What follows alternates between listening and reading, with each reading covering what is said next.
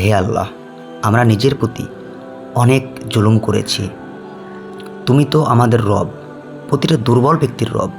হে আল্লাহ, তুমি দুই আস্থা জলের রব। আসমান জমিন, এই মহাবিশ্বের যা কিছু রয়েছে সব কিছুরই সৃষ্টিকর্তা।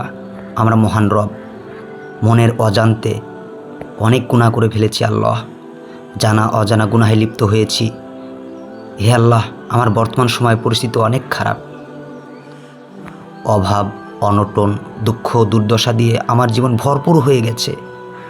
হে আমার রব, হে আল্লাহ, তুমি পবিত্র আল কোরআনে বলেছ, আমি তোমাকে এত দিব যে তুমি খুশি হয়ে যাবে, অতঃপর তুমি ধৈর্য ধারণ করো এবং সবরের সাথে থাকো। হে আল্লাহ, তুমি আমার মনের অবস্থা, বর্তমান পরিস্থিতি সবই জানো।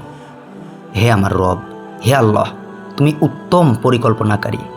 হে আল্লাহ, তোমার কাছে চাওয়ার মতো চাইলে হে আল্লাহ তুমি খালি হাতে ফিরিয়ে দিতে লজ্জা পাও।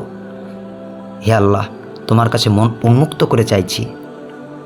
হে আল্লাহ, খালি হাতে ফেরত দিও না।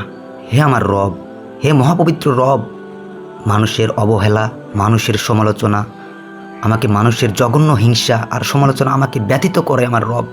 হে আল্লাহ, আমি আর সহ্য করতে পারছি না আমার রব, তুমি আর পরীক্ষা নিও না।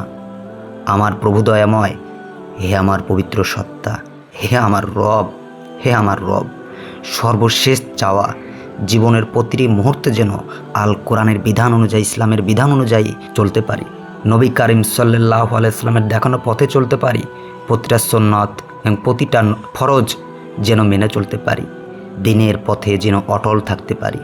আমিন।